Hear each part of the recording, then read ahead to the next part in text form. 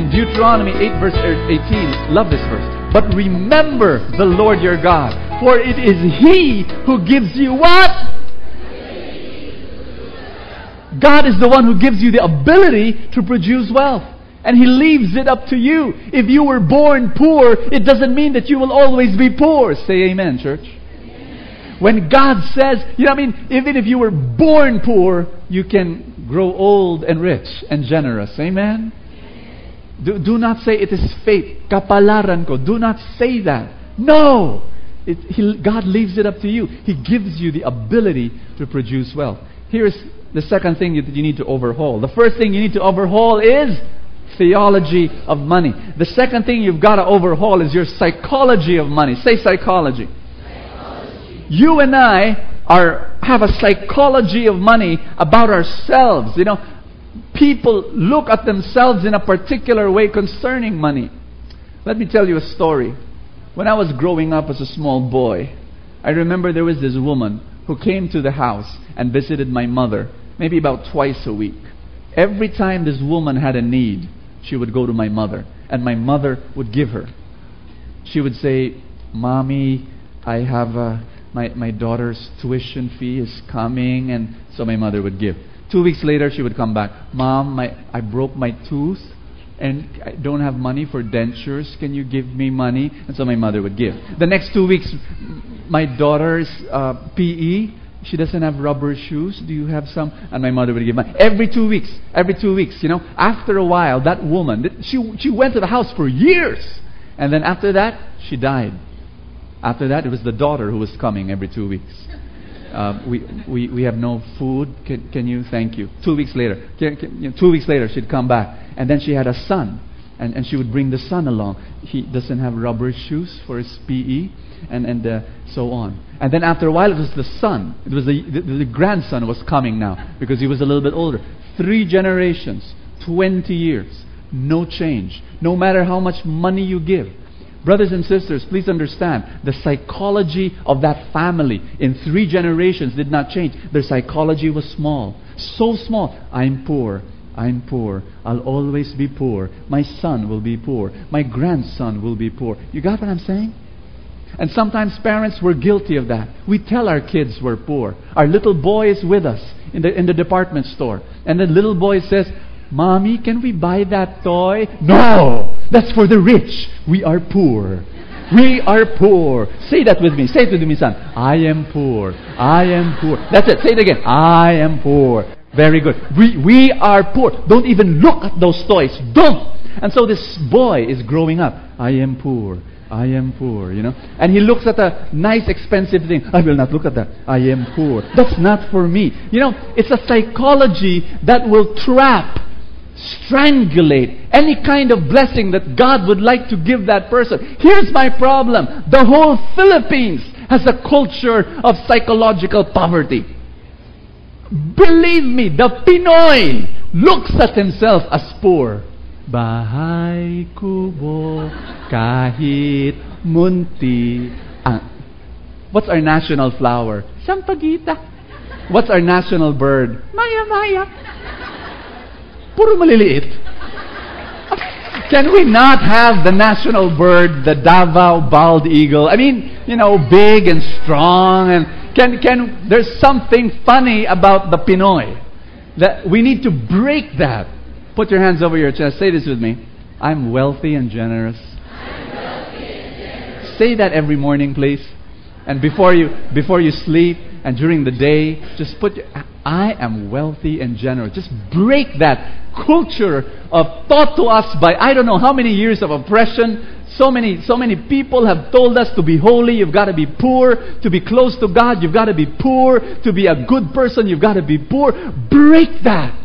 Break that, please. I want you to know how much God has blessed me financially, and how God, I'm telling you something, I have become a better person as God has blessed me financially. I have become a better person to my wife and to my kids because of the financial blessing. It's not true that when you get rich, you'll be a terrible person. That's not true. Amen? Here's the actions, the strategies that you need to take. Let's go over them as quickly as we can. Action number 1, the truly rich tithe to the Lord and are generous to the poor. Brothers and sisters, when the salary comes, the commission comes, the profit comes, do not do this.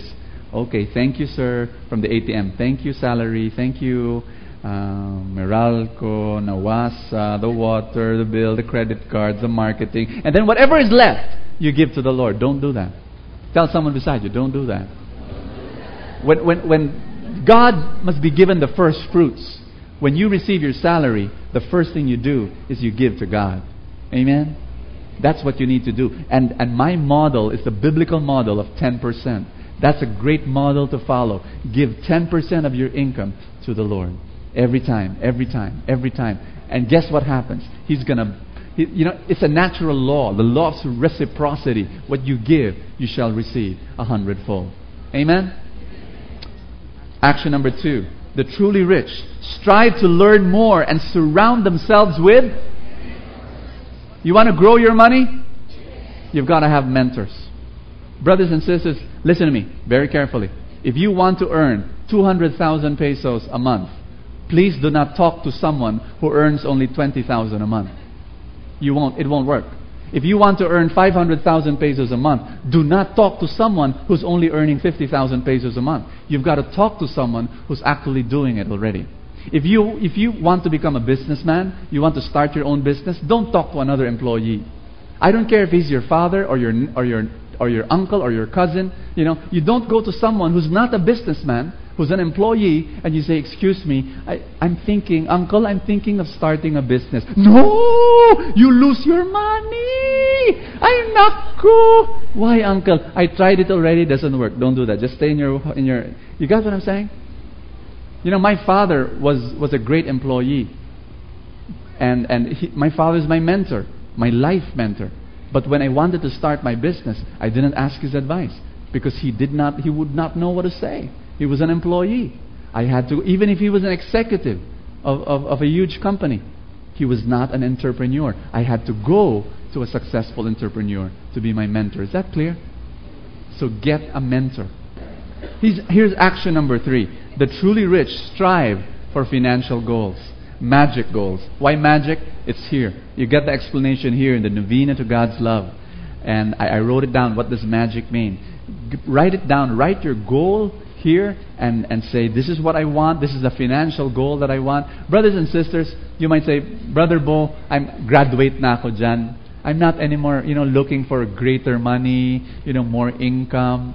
Brother Bo, I just want to be simple. And brothers and sisters, that attitude can come from 2 sources. Ask me what source. That idea of, I want to just remain as I am. I don't want to have financial goals anymore. That may come from 2 sources. The first one is this: contentment. Say contentment. Contentment is important. But maybe, everybody say that, maybe. It can come from the other source. What's the other source? Ask me what? Selfishness. Selfishness. You're earning 10,000 pesos a month. You can, if you improve yourself, learn a new skill, get a mentor, get training, improve your financial literacy. You can start earning 20 or 30 or 50,000 pesos a month. You can if you put your heart to it. But you say, no, I'll just be content with 10. It can come from selfishness. Can you imagine what you can do with the blessing of having more than enough?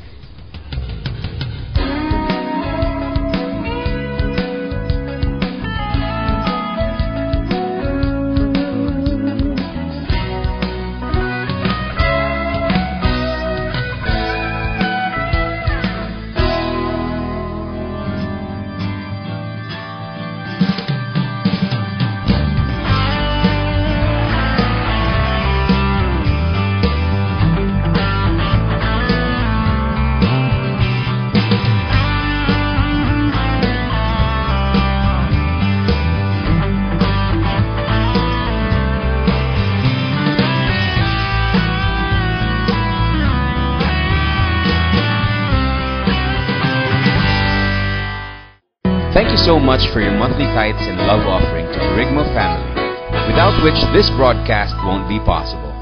We know that God will reward you abundantly for your generosity. God bless you.